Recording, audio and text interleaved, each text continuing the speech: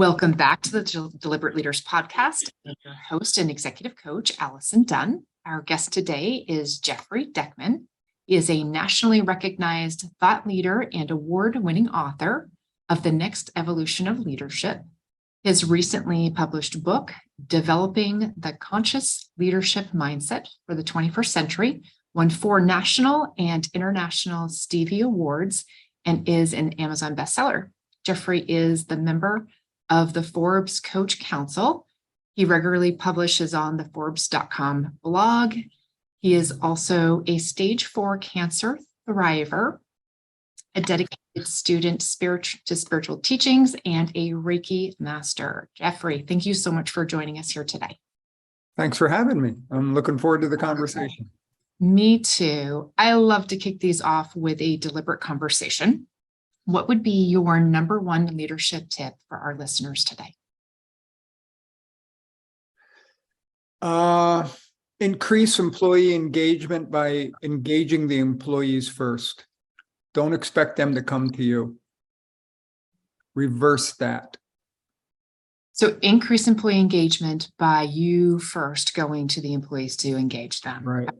Fantastic. Stephen Covey had that great quote, seek first to understand, then be understood. And I find the same thing is true with engagement. If you want your employees to engage you, engage them first in a real way, not plastic. See the human in the human, and make it real and authentic, and they'll respond. Yeah, I'm just curious. Like, if I was your employee, what would be a way that you would do that with me? Conversationally. The only time we're boss and employee is inside that particular building or in that particular relationship. If we were to meet each other out in the supermarket, we'd just be a couple of folks that are trying to feed our families and, have a good day. I think that's really the key is, like I said before, see the human in the human, engage people that way, and only fall into the hierarchy or authority roles if you need to, and even then try to avoid that. I think most time you can avoid confrontation by just having good conversations. Completely. I think it's such wise advice. And one of my favorite sayings, and it's not a quote that I've done, it's a quote that drives that home for me, is no one cares how much you know until they know how much you care. And you can do that is through engaging conversations. So I love that. Yeah. Thank you. I forget who said that. I wish I could tell you. I use that quote all of the time. And I will, my homework will be to find out so I can give appropriate recognition to who said it. Yeah, just go into Brainy quotes and type that quote in, and they'll tell you the 7 people it's attributed to, right? I'm sure. And I never give anyone credit. I'm like, some brilliant person said. Yeah, right. Whoever that brilliant person is. Jeff, would you be willing to share if there's any interesting stories or anecdotes about how you came up with the idea of starting your own business? And tell us what you do. Oh, gee. I started my first business 40 years ago, believe it or not. And, I wasn't 7. So I was 26, actually. And what happened was I was in the cable television industry. I was working my way up through that very quickly. And what happened was I moved so far up in the organization that I outpaced my ability to have the maturity or the diplomacy or the political skills, not sure which one it was, to go to the next step. And I had a conversation with a new boss that I had, and it was clear he was taking the place corporate. And I had about 40 people that were working with me, and we had good relationships. And he wanted me to be dishonest with my employees, and I refused to do it. So when I was, his office was walking distance from mine. It was a couple blocks away. And if you would ask me that morning if I'd ever start a business, I would have said absolutely never. And from the time that 15 minutes to walk back to my office, I said, I have to go. If I think I know how to run a company better than this guy does, I should probably call my own bluff. So I partnered up with a guy and we built a company that did pretty well. We got up to $4.5 million in revenue in 7 years, and offices in 4 states in the cable television industry, and it crashed. So I had a bankruptcy at age 30 with a wife and 2 kids. And so then I started another company, even though that was insane, but I had $17,000. I started another company and I took the lessons I learned from the first company. And I sold that company a week before its 21st birthday. So I had a good run, and I sold that to go into the business that I'm in now, which is to help small to medium-sized business owners build their company quicker and easier than I built mine. So Awesome. that's my story in a nutshell. Your launch of your second company, was it also in the cable industry? I started in the cable industry, but I knew I wanted to get out of that. And I saw the telecommunications industry was first being born. That was in 1987. So I got to ride the entrepreneurial wave of the cable television industry. And then I got in the entrepreneurial wave of the telecommunications industry. So I built a telecommunications integration firm. So we built large scale computer networks, the infrastructure, the copper, the fiber, the coax, that type of stuff. So we did that all throughout New England. Fantastic. Good. Well, thank you for doing that. I'm sure I benefited because that's where I was raised. Yeah, so thank you. Right. Wonderful. You say that there's a really big difference between today's workers and workers of the past, and of to just spark that as a conversation. Tell us more. Well, we currently have the 5 most independent-minded generations literally in the history of humanity in the workforce. And none of them want to be told what to do without knowing why. None of them want to show up and shut up. They want to be engaged. They want to be respected. And that is challenging a lot of the traditional leadership models that many of us have been trained in. That command and control, top down, big decisions are made at the management level and then filtered down. And that model was successful through the industrial age, but we're not in the industrial age. We don't have a workforce that is willing to just go along and do what they're told. They want to engage their minds. So the challenge is, how do we develop new leadership models to catch up and get ahead of the current level of consciousness of the modern worker?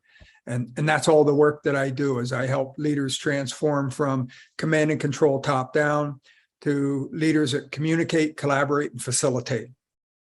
Because it's all about maximizing the human capital. If you get the human capital right, the financial capital is going to show up for you. In your experience, have you found that there's leading industries that have adopted this more quickly and lagging industries where the opportunity is ripe to think about their leadership style?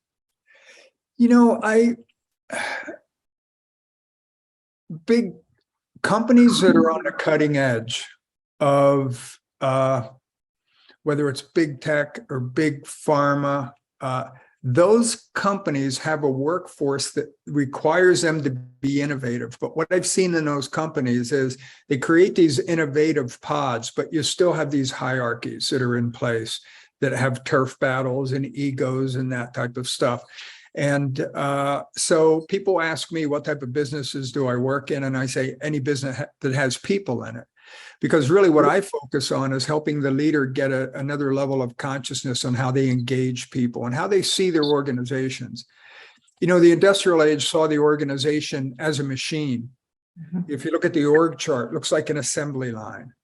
And you have silos and you have things that go, mechanically. And the reality of it is an organization is an organism. And it's not made up of departments as much as it's made up of tribes.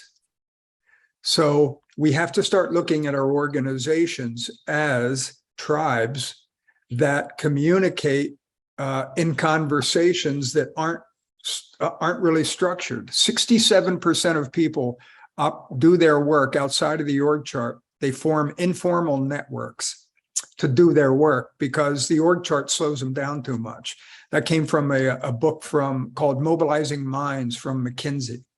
Okay. And if you look at the employee engagement figures today, it's only 30%. So only 3 out of 10. Imagine a baseball team. The World Series is coming up here soon.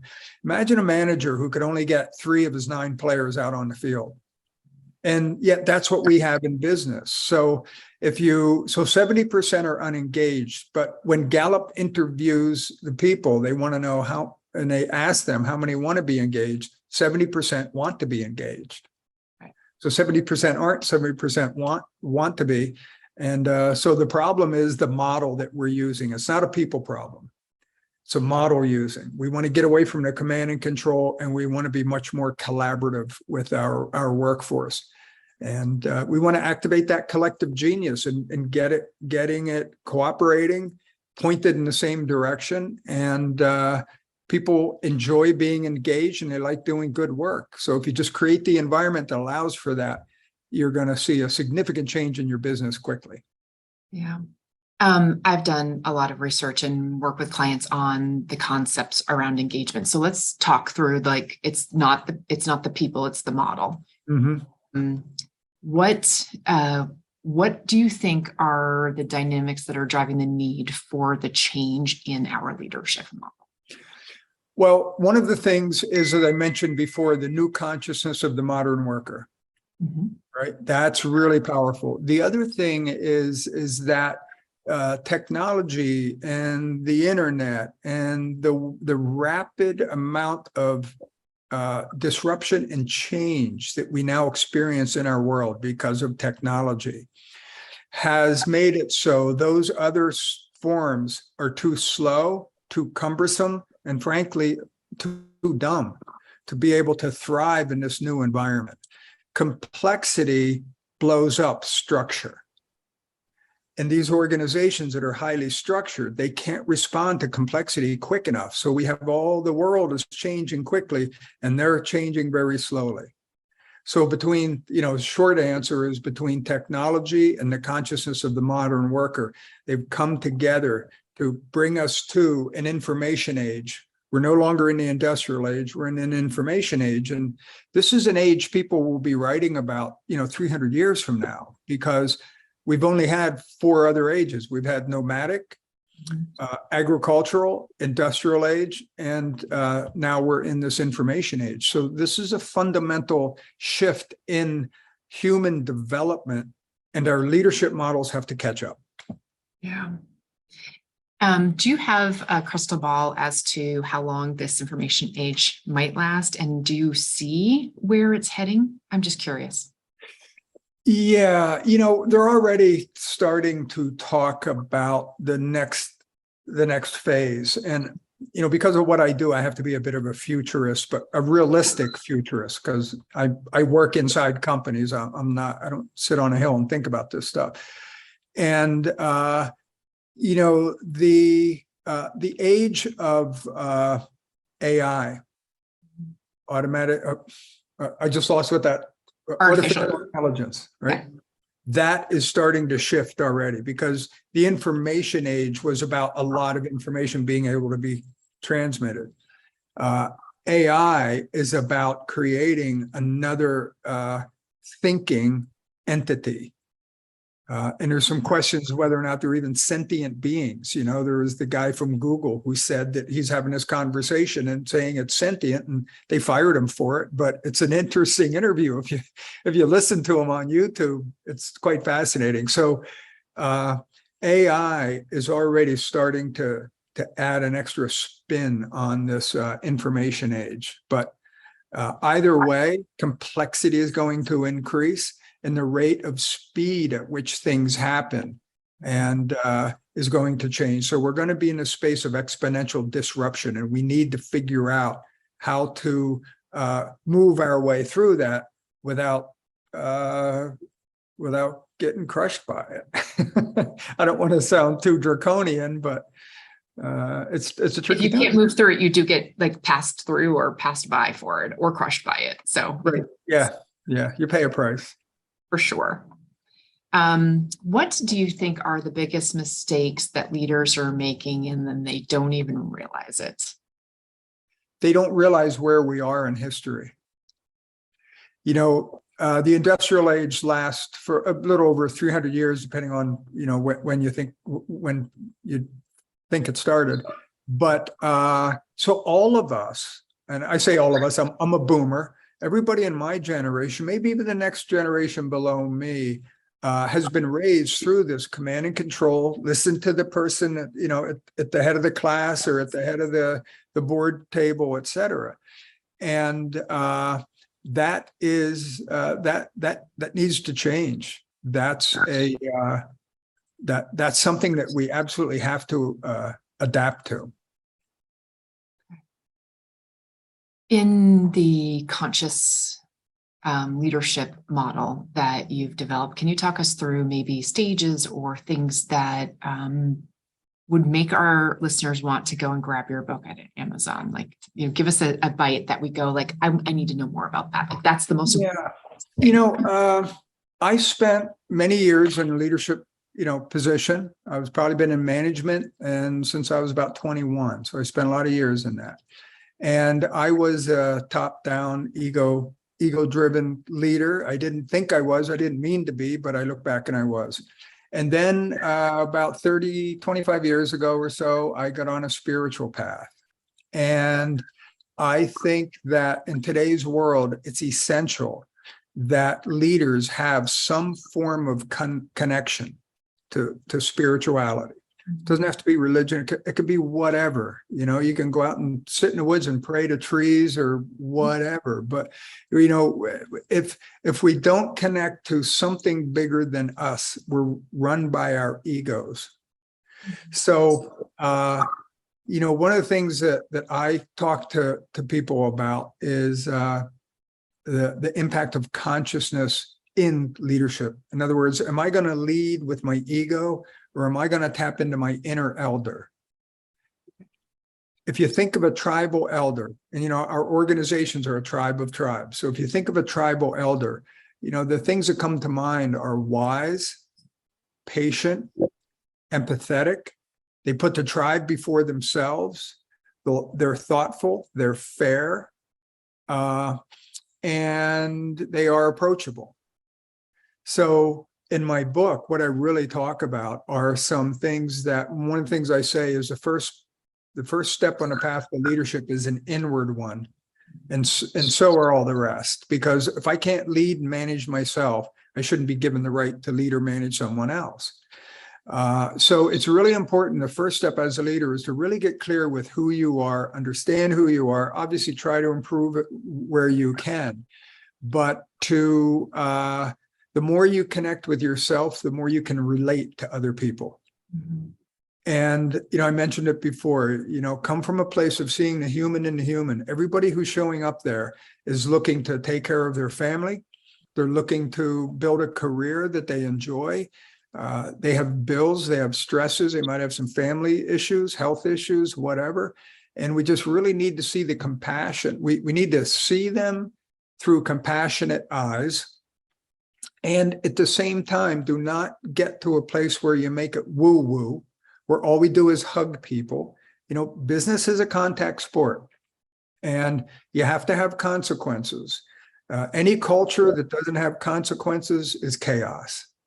But those consequences have to be fair, they have to be clearly understood, they have to be reasonable, and you have to consistently apply them. And when you do that, you give your organization the form it needs to be able to move forward, and helps you to deal with people who may not be rowing in the same direction in a productive way. Yeah. I appreciate your pointing out the spiritual component of, beyond just oneself, right? Yeah. For a higher purpose. Okay. That's cool. And the other thing is, if you don't love people, don't lead people. Because it is so true. Because sometimes you just want to, we're all humans. At some point, my ego shows up and goes, I just want to shake that person, but we have to maintain that level of leadership where we can control our emotions and do what it is we need to do to move the ball forward in a productive way. But it's challenging, and you know, one of the disservices that's done to so many people that get into management is that they are not trained in the psychological and group dynamics that they're stepping into. You know, it's like today, elementary schools, high school teachers, they are being trained in the psychology of their workforce because everybody's coming in like with these personal issues. And the same thing is true with middle and senior managers, is that they really need to be given that level of understanding so they know who they're dealing with, not just that they have to get a job done. And I think that's one of the failures in a lot of leadership training, is it doesn't spend enough time on the psychological aspect of things. Yeah, I endorse everything that you've just said, how very important that is. Oh, thanks. From the standpoint, I mean, I'm like, I believe that in a successful organization, 100% starts with strong leadership, period, because that's who's leading the rest of the tribe behind them. What would you say, in addition to conscious, deliberate leadership skills, whatever you want to call it, what are the other components that drive organizational performance that we obviously don't want to overlook? I mean, leadership is critical, but beyond that, what do you say is next? Well, this is probably the other big thing that holds leadership or holds organization back, is organizational development. You know, I did a lot of study around org charts when I was in a think tank for a couple of years after I sold my first company. And everything I was looking at is, where is the future of leadership and all this type of stuff going on? And what I looked at when I realized that the org chart really looks like a machine, and it's not a machine, I realized there are three powerful things behind the org chart that drive all performance. I call it the organizational trinity. It's tribal dynamics, knowledge networks or teams, and cultures. And when you look at your organization, if you go in and if you look to engage the organization as a tribe, and you looked, I designed computer networks for 20 years, and the same four principles that allow one computer to become exponential more powerful when plugged into a network. If you use those same four design principles to design your team, your teams become much more highly performing. And then culture. And culture is basically, you know, there's a million different cultures based on whatever environment you're in. And you can't adopt someone else's culture. Just like you can't adopt how, you know, your family can't adopt how another family operates. And the thing about cultures is, I talk about leading with AIR. And AIR is an acronym for authenticity, integrity, and respect. Okay. And if you can have a culture, I was in a construction business, that was a rough and tough culture. I ran a nonprofit for a while, that was a very different type of culture. But if you have the same parameters of we're authentic with the people we engage, we act with integrity, and we respect ourselves, them, and the organization that's paying us, that's going to give you the guidelines to have a pretty healthy culture, regardless of whether you kind of swear at one another or whether you just do things behind their backs, right? Right. But yeah, that culture piece is really important. Good. Thank you for that. Jeffrey, I just want to make sure that we give our listeners an opportunity to find out where to connect with you or follow you. It's real easy. You can go to my website. It's jeffreydeckman.com. And there is a ton of content. I've got a lot of articles.